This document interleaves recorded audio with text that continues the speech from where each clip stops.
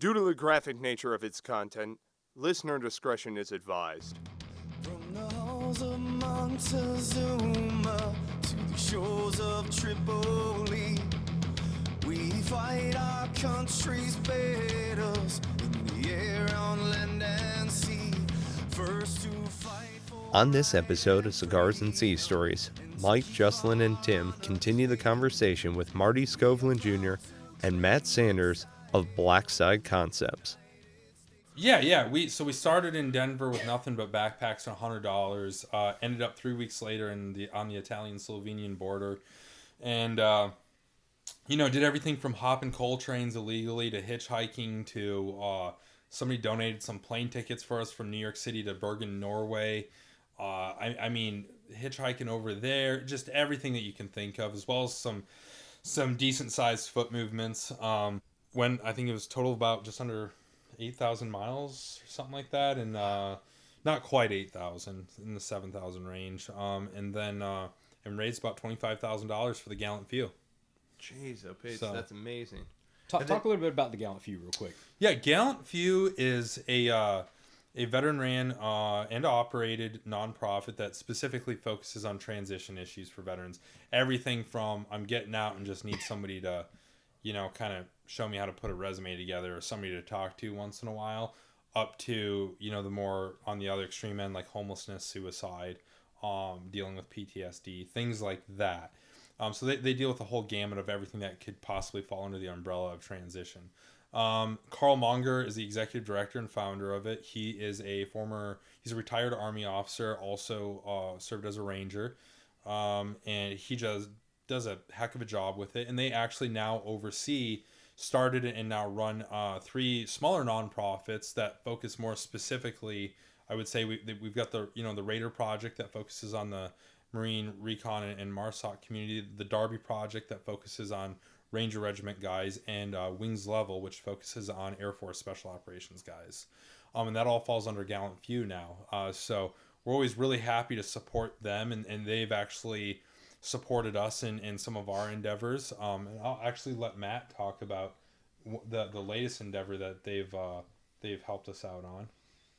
Yeah, and this is thanks to you and thanks to us doing the interviews for Nomadic Veterans in Las Vegas during SHOT Show. But I wrote a short film about PTSD, and it's a metaphor for PTSD is what it is. You're trying to show the internal struggle, as opposed to the typical external view of guy loses his job, guy's wife leaves him, or is come on hard times. So Marty asked Carl if he'd be interested in helping fundraise for it, or coming on potentially as a executive producer. And Gallant Few took the project on, got the entire thing financed, saved about what, 5,000, 6,000. So we recently shot last month in April. We shot a 10-minute, 11-minute, about 10, 11 minutes long film in Bellingham, Washington, which is about 10 miles south of the Canadian border. Had 8 Rangers altogether on either the cast or crew. Our principal lead is former Charlie Company 375 Ranger, who got out in 2004 and went straight to LA, always wanted to be an actor, has been paying his dues for the last 10 years and is like on the cusp. And he's done everything from over 100 episodes of One Life to Live to Army Wives to Transformers 2 and 3, Jarhead 2. He's on a billboard in Times Square right now. Like a Very big billboard. cool. Yeah. Like naked, like with naked. Television covering his dog. Interesting. But yeah, it was a great experience. Carl came out. We had Joe Trainer, who's going to be here at 2:53 if you guys are still around. Yeah. Great guy. Well, we wanted to chat with Dan and Joe, and Yeah. because Oh, we know so that, you guys are aware of what they're doing, right? Oh yeah, Yeah, I absolutely. actually helped Dan with his route in trying to figure everything out. Gotcha. So he calls me up one day and it's like, "Hey, I got a crazy fucking idea." We really me and him were in EBV together. We should really get like an EBV picture. Absolutely. You know, send that off. Get little Lauren reunion in photo. it and- Yeah. Yeah, I mean that'd be good for them. Sorry to deviate from the conversation, but No. yeah, but the film though is really special. It is it's definitely a very professional quality. You know, a lot of money went into it, a lot of effort. We had I think about 30 people working on the set, either acting or on the crew. You know, we shot it on at a great location, and there's you know, we can't reveal too much yet. We're gonna wait until we're gonna release it on Veterans Day this year. So Awesome. we got to kind of be careful with what we release. But We're gonna do some film festivals before then, but the release for, you know, everybody, the public, is gonna be Veterans Day for free, social media, and hopefully get the support of other veteran companies that have a large presence on social media to support us on it and try to get it go viral. Because, you know, my goal with it, I'm sure you share this goal, is twofold, and that's, you know, for the civilians and for the veterans, even, because they're, you know, PTSD doesn't affect every veteran. You know, PTSD statistically, you know, only, you know, affects about 20%, 20 to 33% is what they're saying, and, you know, some people even say less, depending on, but the, you know, the buffer is about 20%. And so there's a lot of guys out there that don't understand, you know, what it's like to be chronically depressed, don't understand what it's like to, you know, have those memories like stuck in a part of your brain that, you know, causes your, you know, electrons to fire differently, causes your brain chemistry to be out of whack. And, you know, and I'm not criticizing this opinion. I'm contending with it. And that is, there's veterans out there that think it's an act of cowardice. It's selfish. It's, how could you, you know, all these guys died fighting for you. How could you be so selfish to kill yourself? And, you know, why I don't want to say, hey, you're wrong for saying that, because that's how you feel. And you know what, you having that perspective is probably going to prevent you from taking your own life. However, what I want to do is help bridge that lack of understanding with guys, because I struggle with PTSD. PTSD is something that, you know, has, you know, really is. I probably would have stayed in the military a lot longer than I did if it had not been for PTSD. And I may not, you know, and hey, I wouldn't trade my struggle for anything in the world, but, you know, I may not have struggled as much, you know, as far as some of the depression and, you know, spinning my tires, you know, like I have since getting out if it had not been for PTSD. So I do feel like I have a pretty decent understanding. And so I want to bridge that gap between veterans and civilians that don't understand PTSD. But then for the guys that do have it, the guys that are chronically depressed, the guys that are kind of locked away, and maybe sometimes social media is, you know, because you see it, those guys that are just kind of stuck, and you see them on Facebook, but what else, you know, those guys, I'm hoping, see it, and they see what's playing out on the inside, you know, in front of them. They see it finally externally, because they've been feeling this inside for so long. And, you know, before I went to therapy, before I started like trying to figure out, like, you know, how can I find a way, because I knew there was a better way. I knew this isn't the way I wanted to go. I knew that, you know, like, this could be, you know, fixed. And hopefully they see this and they see what's being played back to them, and realize that they're not alone, that like they, you know, and I don't want to sound, you know, narcissistic, but, you know, I want them to see this and have that feeling that finally someone gets it, or like, so, oh, holy crap, this is what I've been experiencing this entire time. And hopefully in that, you know, them seeing it, they realize they're not alone. And it's like, you know, the military, you know, if we would have gone to basic by ourselves, or jump master by ourselves, or combat by ourselves, or, you know, all the different, you know, adversities that, you know, veterans face, you know, in the service. And it doesn't matter if you're a combat veteran or not, you know, you face adversity in the service. And what made that adversity or, you know, where you could take it, where was the fact that you had your buddies to your left and your right. You know, the fact that we weren't sucking alone, we were sucking as a part of a group, and that camaraderie. And that's what, you know, when you're in a platoon and you guys go out and you have a shitty training exercise and you guys come back and you're a little bit closer because you had that shared, you know, adversity. And that's what makes it bearable. And so I'm hoping that this will simulate some of that shared adversity where they realize I'm not alone. I'm not the only one experiencing this. And that will help them, like, you know, face another day, you know, and maybe when they face that next day that they may not have, you know, something happens to where they're able to start making that, you know, ascent back to the top. And, you know, Matt, when he first sent the screenplay to me, when we first started working together and I read it, I was definitely one of those guys. Like, I've never been suicidal. I've never contemplated it. It's just never been a thing for me. And I was one of those guys that was of the mindset of, like, I couldn't wrap my head around, like, how do you get to that point where you're physically taking your own life? Like, it just didn't make sense to me, you know? And, you know, I knew it was a problem and everything, but I just was like, how is this, like, how do you get to that? Like, I didn't get it. Read the screenplay and I'm like, I get it now. Like, first time I read it, I was like, made sense. And that was why I was like, you know, from the get-go, like, yeah, this makes sense. This is something that needs to happen because I know that I am not the only person that has said, I don't get how you can get to that point, you know? Right, and so guys will watch this and they'll see, like, you know, for those guys that don't get it, and I think there's a lot of them out there, they'll watch this and be like, all right, that makes sense. I understand now. You know, I understand what's going on behind the eyes of my buddy who, you know, is not the same as he used to be. What is your purpose here at the GI Film Festival with regards to the film? Are you giving any sort of a heads up, or are you just here to talk about it? We are releasing the teaser this weekend. You are releasing the teaser. Okay, awesome. So it's still in post-production.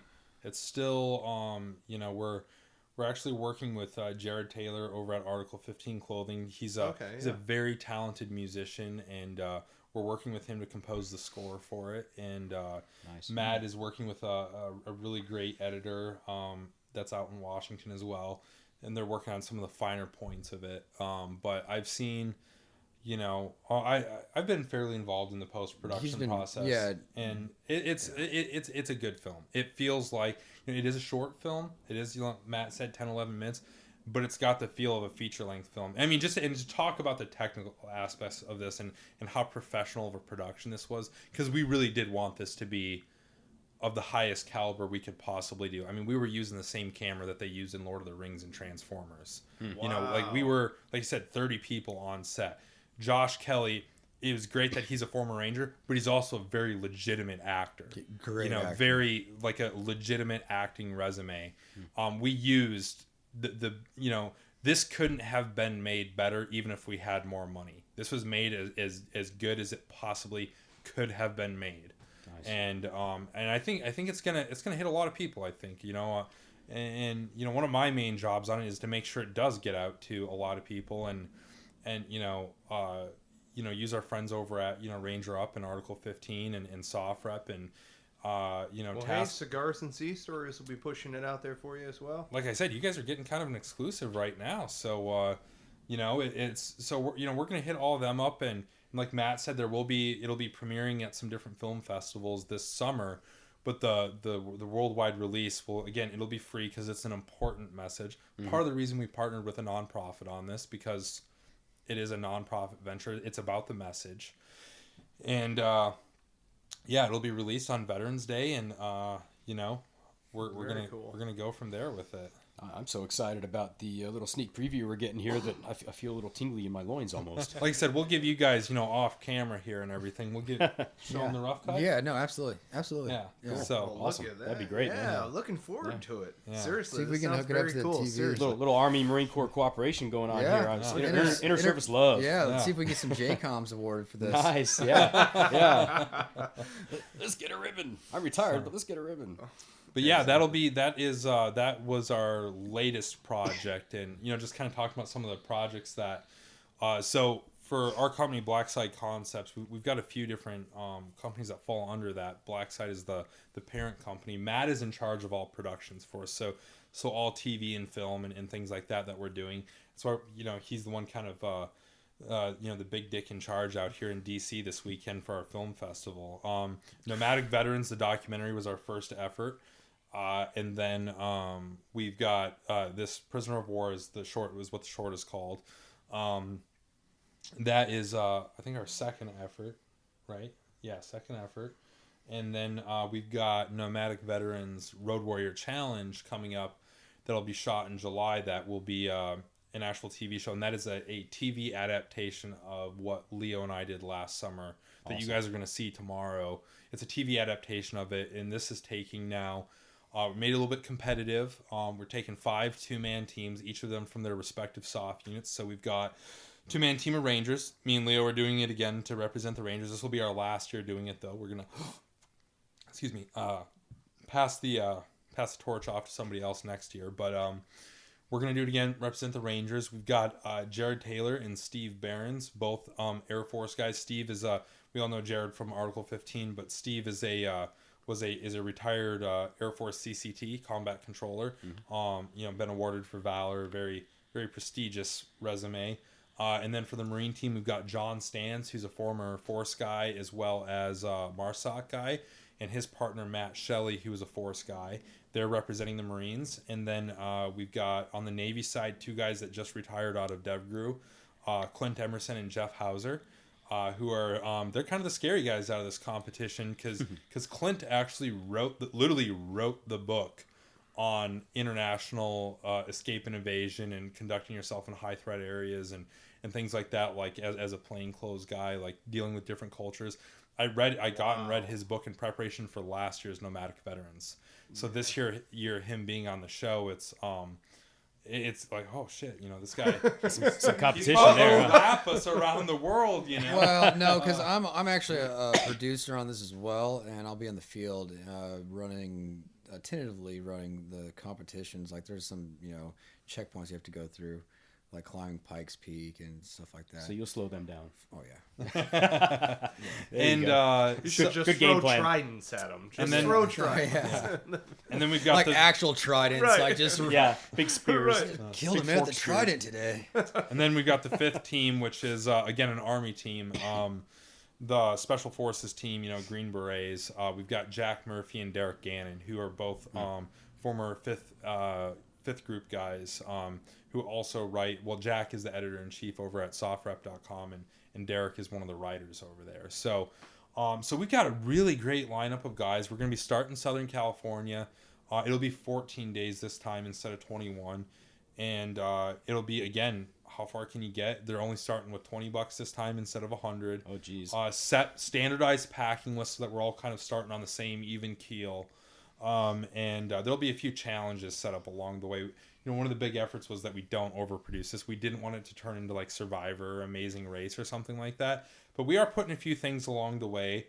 Like Matt said, a 14er is probably going to be in the mix, and some other things. I don't want to reveal too much. I probably shouldn't have said that. No, it's fine. We don't want to reveal too much. But there's going to be some pretty, physically arduous challenges in there, and it's definitely going to go international again. And again, we're going to be raising money. Raider Project is the beneficiary for the Marine team. So it's going to be a really great show. So that's one of the projects that we're working on. And then we've got a few other things that are kind of in development that I probably maybe shouldn't announce yet. They're still very much in the development stage, but we've got some really good stuff going on as far as in front of the camera stuff. So let me ask you, with the race, I guess it's kind of like the Amazing Race, only better. Yeah, for sure. But how do you keep a guy from his wife or girlfriend back home? How do you keep him from having her mail him an ATM card to some PO box along the way? So we have some rules in place that we set up, some competition rules, because we're starting with $20, but what's to stop a guy from being like, hey bro, you want to come meet me at such and such corner and drop me off $500? I'll pay you back when we're done. Yeah, if you ain't cheating, you ain't trying, right? What we put in place was, panhandling is definitely encouraged. Yeah. But we're saying that you can only receive $20, a max of $20 from any one individual. So you can definitely accumulate some money, and you should, because it's going to help you continue, like, especially when you get to Europe and places like that. There's, there's some things that, you can't illegally hot freight trains everywhere you go. There's water that's going to have to be crossed. You're going to have to pay to get on a ferry and stuff like that, So you do need to kind of like raise a little bit of money for yourself to continue the traveling as you go. Leo and I were very fortunate last year with, like I said, we had some airplane tickets donated to us. We were on Andrew Wilkow's show, the Wilkow Majority on Sirius, out in New York City. He gave us like $120 on air, Nice. Which helped us out big time when we got to Europe. Allowed us to get a ship from Oslo, Norway to Denmark. Allowed us to cross the water. Otherwise, I don't know. Our trip may have ended in Oslo had we not gotten that money, because I don't know how far. It would have been very difficult. So, well, you put a $20 limit on them for this next race. Does that include gifts for the value of the gift? No. So if somebody wants to give you like, because the packing list is pretty Spartan. Like the packing list is, it's not a big backpack. Think like, you guys familiar with Go Ruck? Yeah, it's like a day pack. About that size. So you can imagine. Not a whole lot there. So if guys want to hook you up with a sleeping bag for you to carry or something like that, like that's totally their prerogative. Yeah, or plane ticket. Or plane ticket. Yeah, we're gonna, likely we're gonna have plane tickets built into the competition for all but one team, and that'll be, again, the guys that get the plane tickets they'll be based on the challenges and things like that. But pays to be a winner. So they'll have to earn them. Yeah, for sure. Awesome. And depending on how fast you get to these tickets that are placed in probably not the most convenient places for you to get to them. Again, not trying to reveal too much, but they won't be convenient to get. Right. If you get there before the other guy, that obviously means you get the pick of what tickets you get, and they're not all flying to the same locations, and some locations may be a little bit more advantageous than other locations. This is awesome, man. I'm cool. looking forward to watching this thing. This is very cool. So and I'm excited. It's gonna be hey, we're gonna get done with these 14 days. It's gonna be a kick in the balls. We're gonna be tired. There's gonna be a little bit of suck factor. A lot of bit of suck factor, to be honest with you, with some of the stuff that we're setting up. It's going to be a great adventure too, and you guys will see tomorrow at the premiere. Last year was such a great adventure, and it was a suck fest. Yeah, like they were hurt. They were hurting at times, and they were, it wasn't. I mean, it was hard watching it and not getting like really jealous. Like really, like I, couldn't have gone and just ran a camera. You guys are still the ones behind the camera, but I wasn't doing anything, guys. But no, I mean, it was, aside from the fact they're traveling all over Europe, it's not like they're backpacking after, going to college. It was, like this wasn't a leisurely it wasn't like, oh, let's go, spend a day in Venice and look at, stuff you look at in Venice. It was, oh, okay, we made it to Venice. Let's see if we can get to this next city, and then, oh, we get to this next city. We've got this much time left. Let's see if we can get to this, just to because again, people were donating per mile. And so, like, it's a flat rate of, like, a little as 1 cent per mile. I think so, yeah. And so, like, which doesn't sound like a lot, but when you're talking 8,000 miles, like, right. Yeah. So if someone starts donating a dime, a nickel, a quarter a mile. I think our biggest was a dime. Yeah. Wow. As far as a single donor, I think our biggest was a dime per mile. We also had some flat rate donations set up, and I know Leo put it out there that if anybody donated $5,000, he would get a tattoo of their company logo, and somebody took him up. Really? So, yeah, when you see in the documentary tomorrow, I don't think we really explained it in the documentary, but at the end, Leo says, he's talking about, it was a great experience and everything, and I walked away with some, a newfound, respect as well as a new tattoo, and that's what he's referring to. Yeah. Is you're not that gonna, challenge? You're not going to disclose to us whose tattoo he's sporting now? Will it be in the movie? No. I don't think it is in the movie. It's not. Oh, okay. Oh, you got to tell us. Come on. Does he have like an Astroglide tattoo now? Is it like Is it like? Is it like? Is it like? That would have been great. Is it like KY Bert's for men? Gay Sibian Workshop. Incorporated or something? Yeah. Oh, jeez. That would have been really funny though. Pornhub.com. Yes. Hey, do you guys remember the eco challenges from back in like I don't know, when were they? Like in the 90s? I think those were 90s. Yeah, maybe Late even into 80s, the early early 2000s. Yeah. Yeah. So, you ever think this might turn into no, because something like that where it's people still would pay to come and do it? No. This is still very much I think it's a unique concept. Yeah, we can draw comparisons to Eco Challenge, Amazing Race, Ultimate Survival Alaska. There definitely are some. There definitely are some comparisons, but nothing else out there is having guys, like I said, hopping trains, hitchhiking, panhandling. This is kind of unique in that respect, and the reason we do that is kind of one of the underlying messages we're trying to show is like, hey, it's okay to ask for help. You shouldn't be so prideful as to ask for help. Yeah. And and that's kind of what we show is, hey, we're putting ourselves out there. If two former Army Rangers can go out there and ask somebody on the street for help, who are you to, and that's kind of, not to put me and Leo up on a pedestal, but that's kind of the message we were trying to say. And, honestly, the whole thing was very hypocritical for me at the time, because at the time I had just recently, I was still within that 1 year window of getting out of the military myself, and was going through a lot of struggles myself as, as a startup entrepreneur, and trying to get my company going and continue the small amount of success I had seen at the startup stage of it, but it was, I got off into the military, and we, left New York to move to Colorado, and, we had owned a house out there, couldn't sell it. And we had just basically put every dime that we had into renovating the house, so we had no money. On top of that, my wife is a type 1 diabetic, and the military told me during my ACAP classes, the transition classes, they told me I was going to have health insurance for 6 months after I got out. No, that wasn't true. That's apparently they thought I was being chaptered, and that's true if you're being chaptered, but if you're just a normal honorable discharge, you don't get shit. So, so we get out, and I remember going to Wegmans, a grocery store up in the Northeast that's pretty awesome, but going there to pick up Lauren's insulin, and this is like, I think a week after I'd gotten out of the military. Go to pick up her prescriptions, and they go like, yeah, your insurance is not taking this. And I'm like, oh, what the fuck do you mean?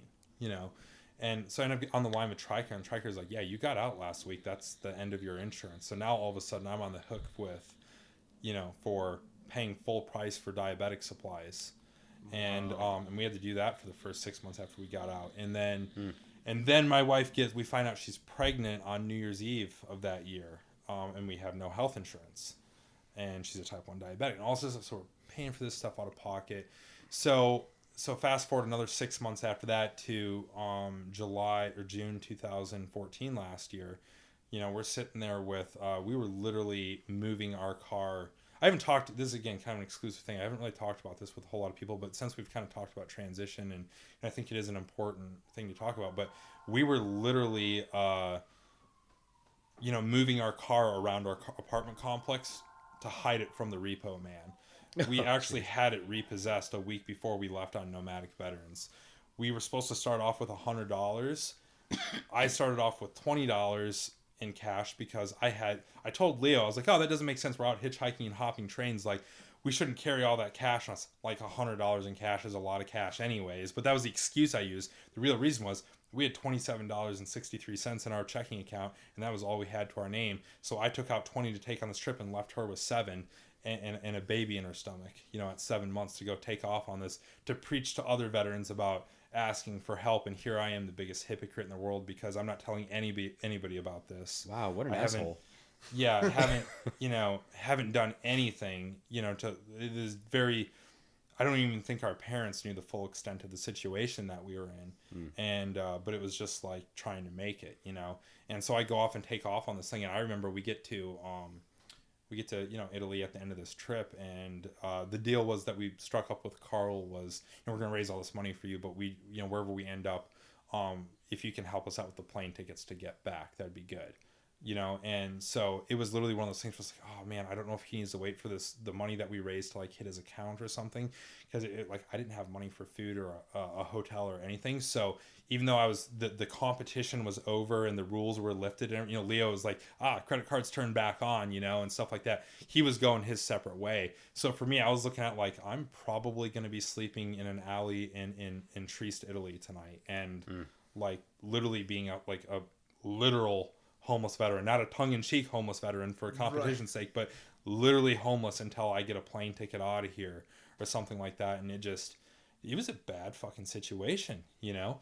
And so anyways, that was, you know, that was the whole thing with that. And now, like I said, a little bit hypocritical because we're sitting here preaching to other guys about asking for help and all this other stuff. And really, I wasn't following my own advice because, you know, I told Leo about this earlier this year, and he was like, dude, I just had a fucking book come out. I had a little bit of money. Like, I could have helped out. I'm like, I know, dude, but I didn't want to, you know, the typical thing that we are preaching against. I didn't want to inconvenience anybody else. I didn't want to ask for help. I didn't want to show that I was vulnerable, you know, and it's fucking stupid, you know, it honestly, it really is stupid to act like that. And, yeah, but it's not hypocritical because you're sitting here, you know, willing to, you know, own up to it, and you're able to say, you know, this comes from my own experience, you know, not being able to ask for help. And, you know, you going and the thing is you learned how to ask for help, you know, through this. And in doing so, you know, Nomadic Veterans was a success, you know, and because Nomadic Veterans was a success for you know, Gallant Few and for you know, some other people, you know, like, and not only just for that, but just talk about social media reach, like, you know, Nomadic Veterans got so much, you know, exposure on social media and local media access that, you know, I think that it definitely had a direct, you know, well, indirect, because it, you know, obviously the company didn't make any money off Nomadic Veterans, but, you know, that exposure, you know, people now knew who Marty was, now knew who Blackside Concepts was. And when Violence of Action came out, you know, you now had people that, you know, wouldn't have known about it otherwise. And because they, you know, knew that you were out there trying to do a good thing and had respect for you because of Nomadic Veterans, you know, they picked up the book, and, you know, the book is, you know, really, you know, correct me if I'm wrong, the book is definitely done well. And, you know, I mean, you know, everybody's a hypocrite, but, you know, to be able to sit here and admit it, especially on a podcast, you know, like, that's not hypocritical, in my opinion. Well, my 2 cents. Nobody's infallible. I mean, the truth of what you're trying to convey remains, even if you feel you fell short in that time. Yeah, it's still the truth. But, you know. Yeah, absolutely. Yeah, I appreciate you bringing it up, because, I mean, it's one thing to see that there's an issue out there in your community and to identify it and do something about it, which you guys obviously did and really stepped up. It's another completely different thing to recognize that issue in yourself and to then take the steps that you've been preaching on your own, in your own personal life, to do something about it. And that's like a whole nother step, a whole nother level of recognition, you know, that the problem isn't just with everybody else in my community. It's right here at home.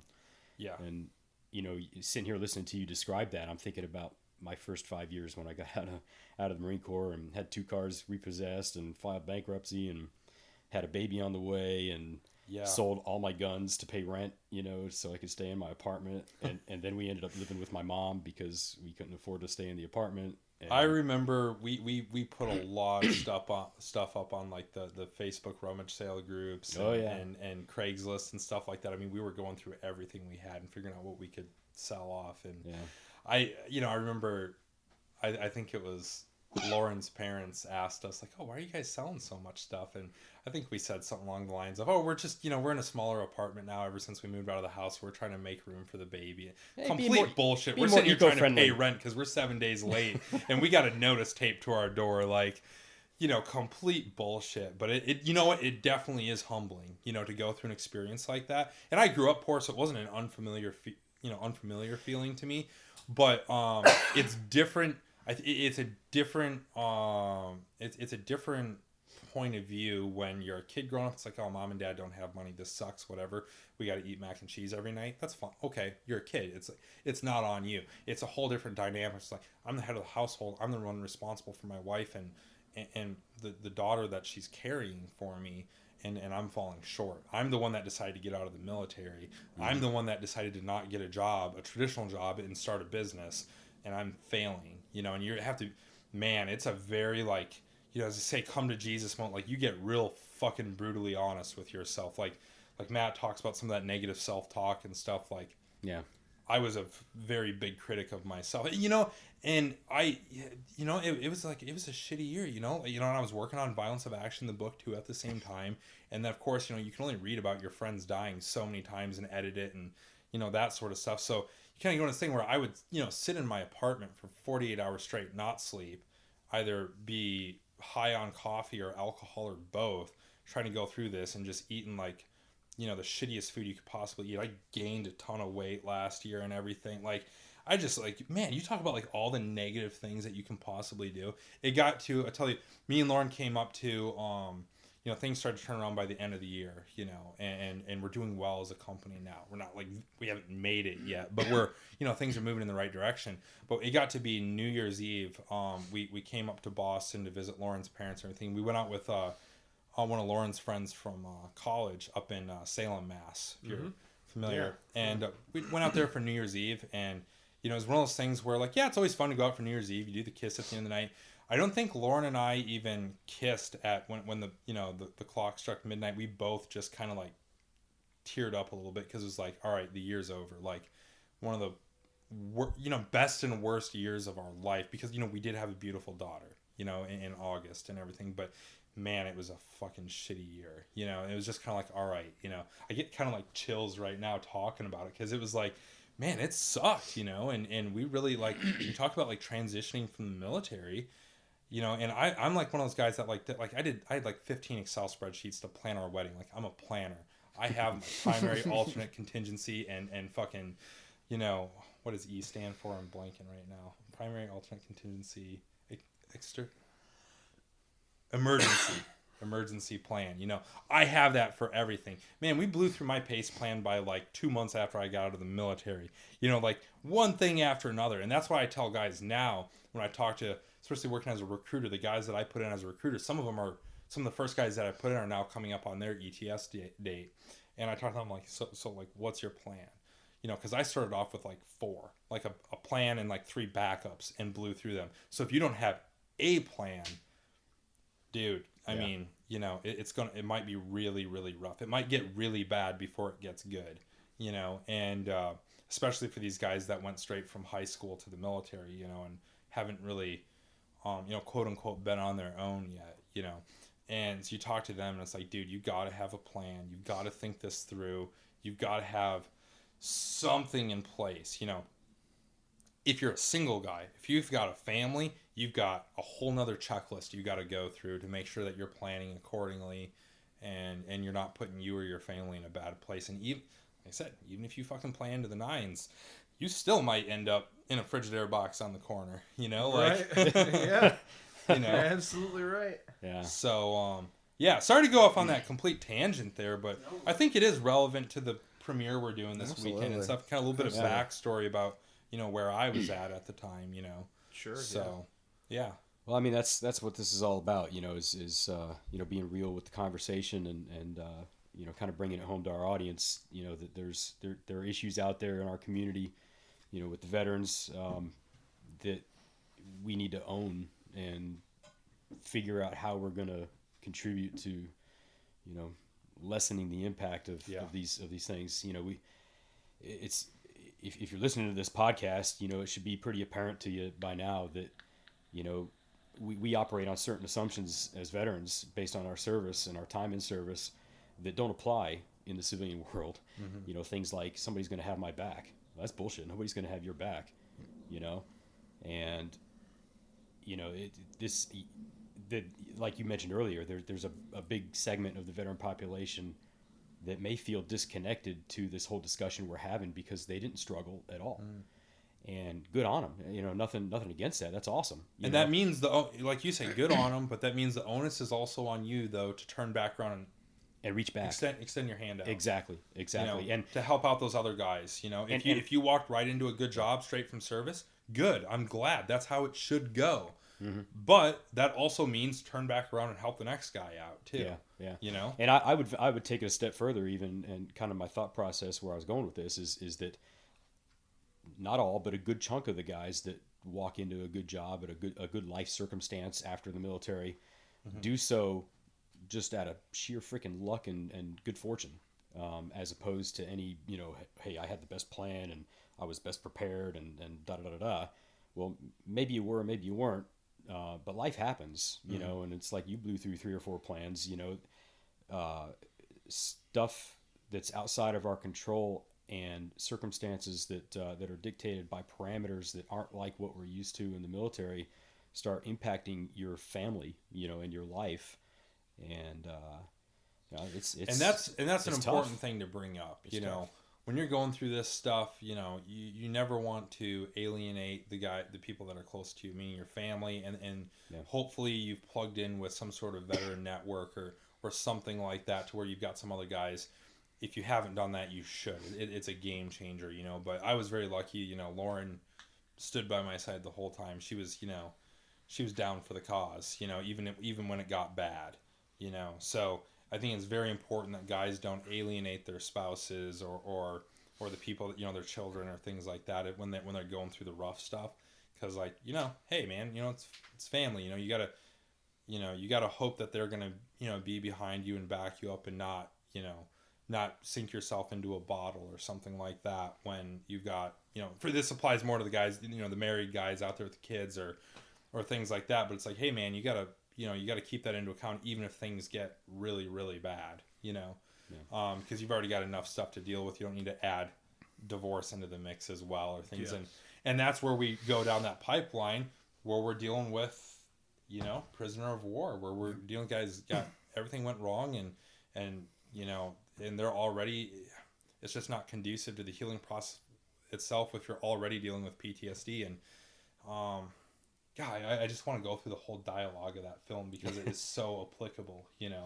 Matt wrote that film, by the way. Matt is the writer and director of it, and switching back to Prisoner of War. Matt's the writer and director of it, and he wrote one hell of a script. The dialogue is amazing, and I think a lot of guys are going to really, really identify with it. And when are you guys releasing that? Veterans Day. Veterans Day. We're going to start submitting it to film festivals here shortly, and you know, over the course of the late summer, early fall, try to get into some festivals. And then on Veterans Day, we'll do the social media wide push and try to get it to go viral and, you know, go from there. Awesome. So awesome. Matt, you mentioned something earlier about, you know, just trying to let guys know that they're not alone in this whole thing. You know, there's other people that have had the same struggles and made it through, you know, and I think, you know, the continuation of that thought process is that knowing that you're not alone is hope, you know. Yep. If there's somebody else out there that's been through it and has made it through to the other side and has survived, it means you can too, and there's hope for you, you know. It's not the end of the freaking tunnel. And that's why they do, and they do these things with cancer survivor groups, with these, you know, ALS, Parkinson's, you know, they're, you know, you look up any disease, you know, and you'll be able to find support groups like Fight Club. You know, he's always going to the support groups. And I'm not trying to make fun of it, but, you know, there's, you know, and that's because, you know, it's not just depression, it's everything else. You know, it's the hope that you're talking about when you know that you're not the only one. You know that there's other people that, you know, are at least going through it. You know, or, you know, and if it's, you know, when it comes to, you know, some of the terminal diseases, you know, it's that understanding. But with, you know, especially with things that are, you know, you can live with or can be cured, there is that hope, you know, and that hope, you know, when it comes to surviving, you know, whether it's a mental health issue or a disease or a traumatic injury, it's not 100% of the time, but with the serious ones where it's truly a life threat, the individual's psyche and emotional, and sometimes, they're talking about guys that, don't have, brain injuries. Sometimes that's not the case, but, with people, that have been in a horrible car accident or shot, and could have died, very easily could have died. They lost so much blood. Other people have died underneath the same circumstances. The mental state that person was in, that drive to live, that hope, is what kept them alive, and, that will to survive is something that, I don't feel like can ever be counted out, that will to survive. And if we can get guys that are struggling with depression to refine that will, then they're still going to struggle. It's not going to just finding that will doesn't mean that all your problems are going to go away. Yeah. You're always going to have problems, but at least you have that energy to get back up every day and keep fighting the good fight. And fucking Abraham Lincoln was one of the best presidents this country's ever had. And he was a chronically depressed motherfucker. Like he, wouldn't carry a knife, or scissors or sharp objects because of the thoughts of he had suicidal ideations. And, he found the will to keep fighting the good fight, and he ended slavery, and he, through the Civil War, modern America was born. Civil War ended, Reconstruction, Industrial Revolution, and then 20th century. And so, that's a great example. There's hundreds of other examples, artists, thinkers, inventors, businessmen, that have just, kept fighting the good fight and did amazing things. So, like we were talking about earlier, our generation of veterans, we're going to be the ones that the guys who are, and the women who are able to keep fighting the good fight. In 30 years, we're going to be the ones leading our country. They'll be our civilian peers who went to Yale, went to Harvard, who had a silver spoon, and like Rich Jones said, we're born on third base. They'll always be there. But it's going to be the veterans that are going to be alongside them, and, we need as many guys and as many women as possible. And it's not, and I don't want anyone to go through pain that they don't have to go through. But if people can find the help and find the hope, then that pain is easier. It's easier to be tolerated, and we all experience pain, and if we can experience that pain together and accomplish great things, this country's got a long ways to go. We've got a lot of things we need to fix, and I don't want to have children and give them a world and a country that is worse than I was I was given from my folks and generations before me. So. Absolutely. You guys have hit on a few different things also, kind of going back to a lot of the projects. You've incorporated all of these different veterans throughout these different projects, not just from different branches and backgrounds, but who are probably passionate about different things in a variety of different ways. Ultimately, what I'm getting at is you get to pick your own team now. That was one of the things that blew me away when I left the Marine Corps. When you're in a squad, you've got your squad. You have the guys that you're going to wind up deploying with. So as you walk away and now you transition into, okay, I'm a veteran. Hey, what do I do? Our picture of the veteran is skewed. My picture of a veteran is my grandfather. Okay, so now you've got all these veterans from every different walk of life. Now they've got all of these technical skills plus the understanding of being an agile learner. Like, oh, hey, go do this. And it's like, Staff Sergeant, I don't know how to do that. Well, fucking figure it out, Boot. Okay? Like, you gotta do this shit. Okay? You know what I mean?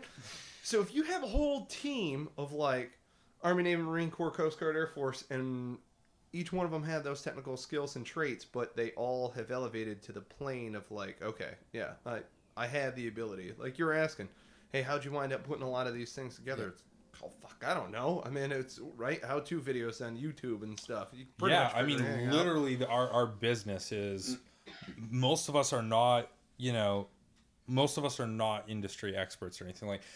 So everybody that we've brought, we're still a pretty small organization. We've got about 8 employees, and every one of them they've been brought on to. This is one of the aspects of the company. Let me brag a little bit here that I'm really proud of. Is the people that we've got on board for our organization.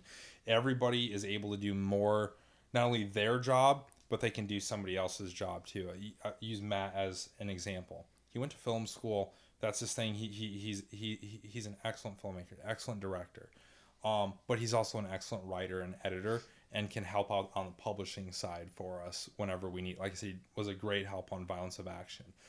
Will, who is in charge of publishing for us and runs our publishing brand, he is right now working on his Master's of English Literature or something like that, I believe, and is an excellent writer, excellent editor, and everything like that. But he also has a background in film and was Matt's first AD when we shot Prisoner of War. He's got that background. I'm at the door. Oh yeah. I just wanted to wait till we could get clean audio to say that. What was I just talking about when I paused?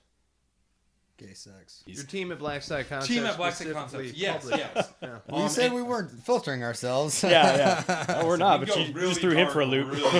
We're at fucking work right now, Yeah. okay? I love reiterating that. So our team, so every one of them is able to do other things. They're able to help out in other places of the country or other places of the company, as well as they've got, everybody that we brought on, like Matt, Matt's been in film school, he's worked on a few films, but he's not freaking Scorsese either, Oh, thanks, bro.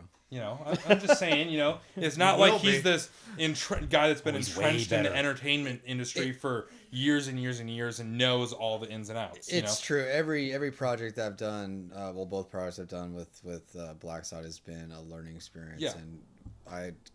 And it's not like I have an MBA or anything like that. I'm, learning stuff as I go. But that's the great thing is for everything, like when I handed Will publishing, it was, Will's, like I said, he's a great writer, he's a great editor, things like that. But he's never worked for a publishing company before on that business side of it. But it was like, hey man, it's your project, figure it out. Like let's make this happen. Let me know what I can do to help. But you're the man, And it's been the same thing. Charlie, who runs Havoc Journal for us, which has done just amazing. And we're actually coming up on the end of one of the best months we've ever had in the short history of that website. But he's never ran a site like that or been in charge of right now 32 writers, and things like that. But he's figured it out and he's made it a success. It's just, like you talked about, it's just guys like, hey, figure it out, boot, like either way, the mission's got to go on. So we can either sit here and talk about how we don't know what to do, or we can make it happen, And I think all of us that are in the company right now feel pretty passionate about like, hey, I don't think any of us wants to fail, I think everybody wants to see this succeed and be a part of something awesome, and so that's what we're doing, and Very cool.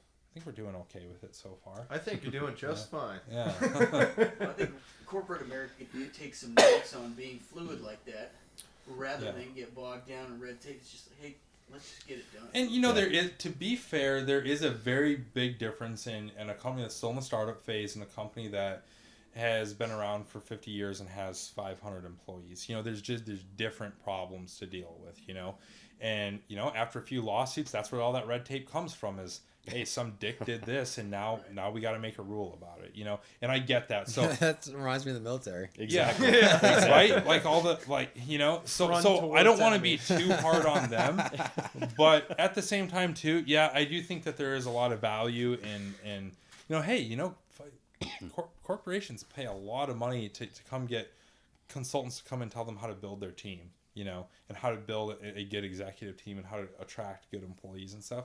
And I think that's something that we've got kind of just innate to our company is we're just attracting really good, really talented people, you know? Yeah. So. Yeah, what's been beautiful about it also, and just being in that veteran-owned small business atmosphere is just the cross-pollination. Yep. Dare I say that $5 million word, synergy. where it's like you've got all of these Promote different synergy like a boss. Seen that video.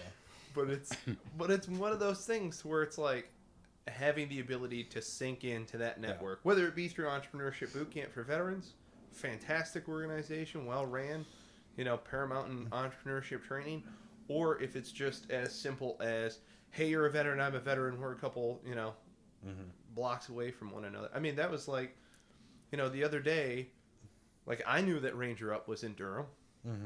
Hadn't been there. But it was one of those things where it was like, wow, okay, maybe we should, like, go and show some serious support for this ongoing project and everything that's going on. I know a couple of guys that are over there, but we had just never made the 25-minute journey down the road to actually do it. And it's so simple, too. Like, and all these guys are very accessible. They make themselves very accessible. It's not like they're like, oh, we're Ranger Up and we don't have time for other veterans or anything like that, or we're Article 15. Any of those guys. Like, me and Matt Best and Jared Taylor from Article 15 went and did a small business panel for a bunch of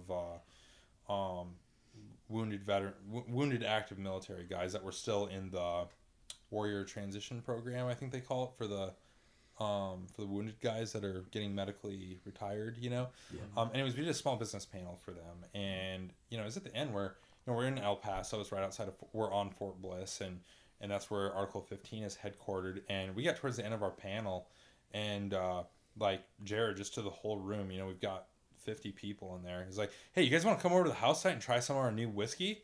And everybody in there is like, are you fucking serious? We come hang out with like Matt Best and Jared and Vince Vargas and I guess this tall pale guy that's with you, like, and drink your new whiskey? Yeah, hell, like, they were all like, are you serious? He's like, yeah, here's my card, like, text me, I'll give you the address. Like, they threw a fucking party on the spot that night at their place for a bunch of guys, and one of the guys that was there, wheelchair bound, double amputee, they gave him a custom made AR that they planned on giving in a giveaway, on their site.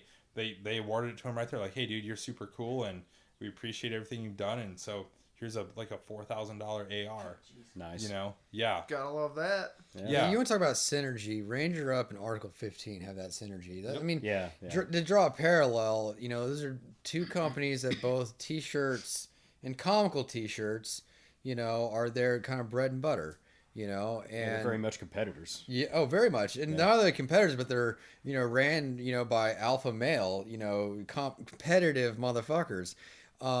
Yet they have like you were just talking about, supporting each other, and Range 15, and it's all just this interconnectivity. And the thing about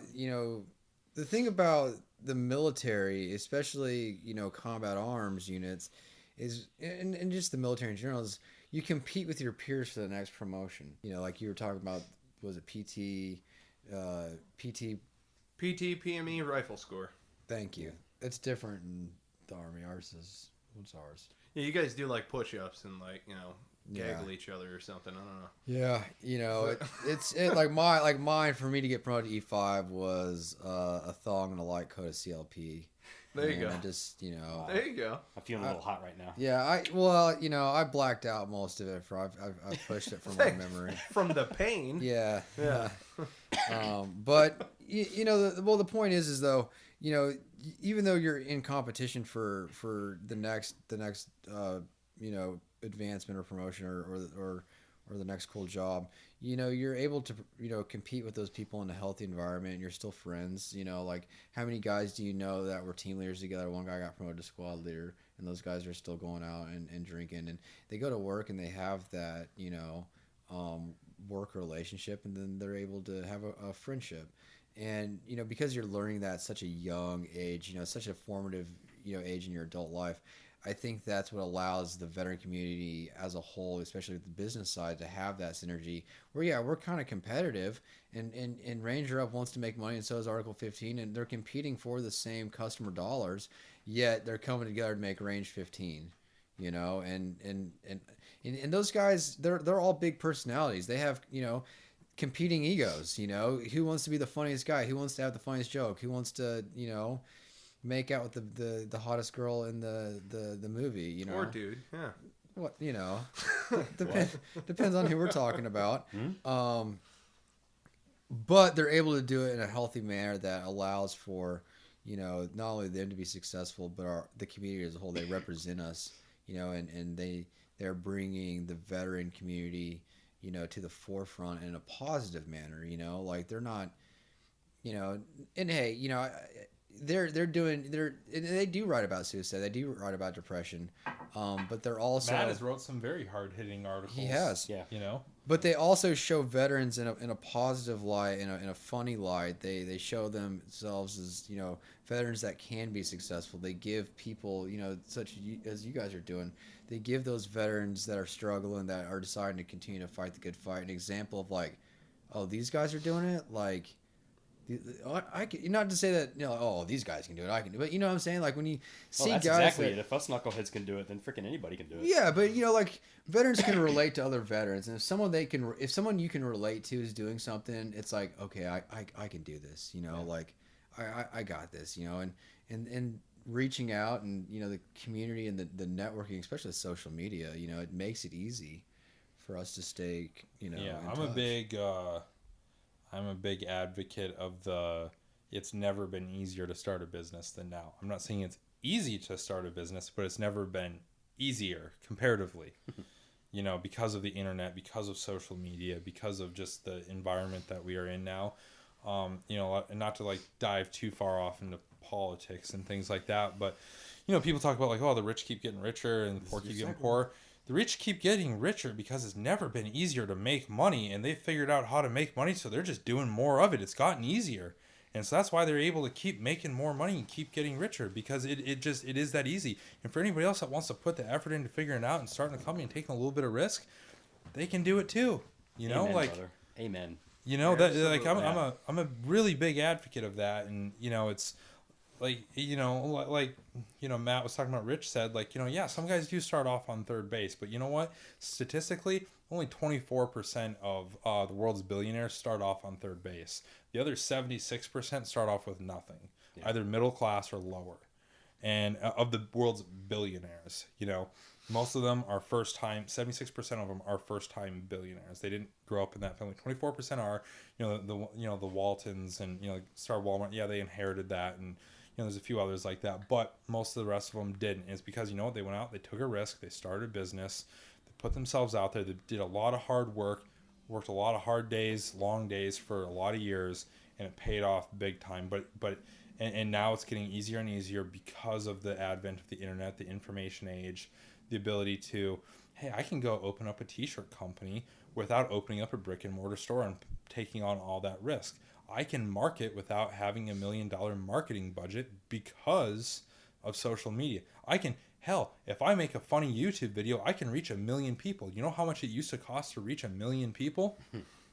Right? Right. $1 million. At least, So I think a lot of people, and when I talk to other veterans who've talked about I'd like to start a business or things like that, but there's one guy in particular who's not all of us can do bikini snaps and drink beer all day.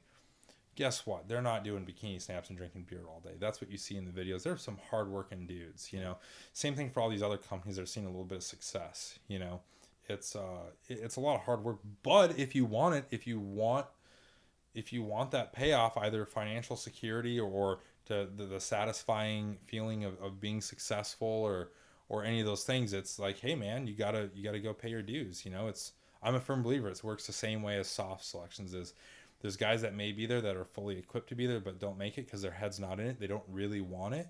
And then there's guys that really want it. There's that 100-pound kid that's 100 pounds soaking wet, carrying a ruck that weighs just about as much as him, and he's out there making it. He gets selected. It's the same thing in business. There's some people you either want it, and there's nothing that's going to stop you. Even if you get recycled, day one recycled, there's nothing that's going to stop you. You either want it or you don't. Yeah. One or the other. And it's fine if you don't. It's fine if you want to go work a 9 to 5 and get your 30 days of vacation a year and or 20 days or whatever it is for a normal company. There's nothing wrong with that. But also don't complain to me about the rich getting richer and how the world's not fair. Yeah. Yeah. You know? Well, here in America anyway, the poor are not getting poorer. Everybody collectively is enjoying a higher standard of living than we've ever enjoyed in the history of the country. Yeah. We do have some absolutely destitute people living on the streets. There's no doubt about it. Yeah. But those numbers... I'd rather be on the streets in America than on the streets in Africa. Yeah, exactly. Or Central America. Exactly. You know? Amen to that. Yeah. Well, let's wrap this up, shall Yeah, we? absolutely. I feel that we're in a great place.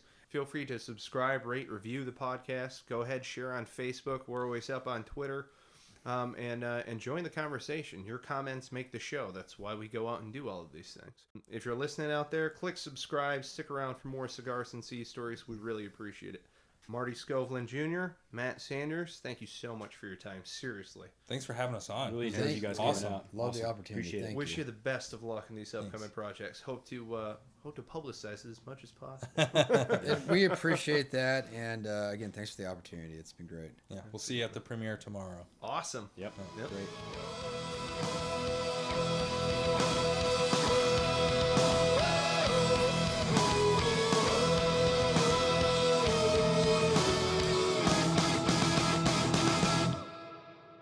A thong and a light coat of CLP. I mean, we were using the same camera that they use in Lord of the Rings and Transformers. I'm so excited about the little sneak preview we're getting that I feel a little tingly in my loins almost. I feel that we're in a great place. Yeah, let's see if we can get some JCOMs awarded for this.